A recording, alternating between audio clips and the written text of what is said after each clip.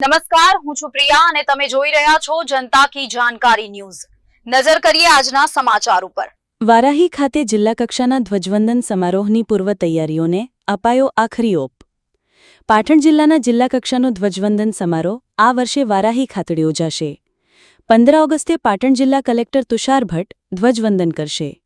લીમગામડા road સ્થિત સરકારી રમતગમત મેદાન ખાતે જિલ્લા વિકાસ અધિકારી CL પટેલે ઉચ્ચ અધિકારીઓની હાજરીમાં આખરી તૈયારીઓનું નિરીક્ષણ કર્યું। કાર્યક્રમમાં ધ્વજવંદન, રાષ્ટ્રગાન, સાંસ્કૃતિક કાર્યક્રમો, પરેડ અને અશ્વ શો યોજાશે। આજે યોજાયેલા રિહર્સલમાં જિલ્લા અધિકારીઓ, કર્મચારીઓ અને સ્પર્ધકો ઉપસ્થિત રહ્યા। રિપોર્ટ અનિલ રામાનુજ, રાધનપુર।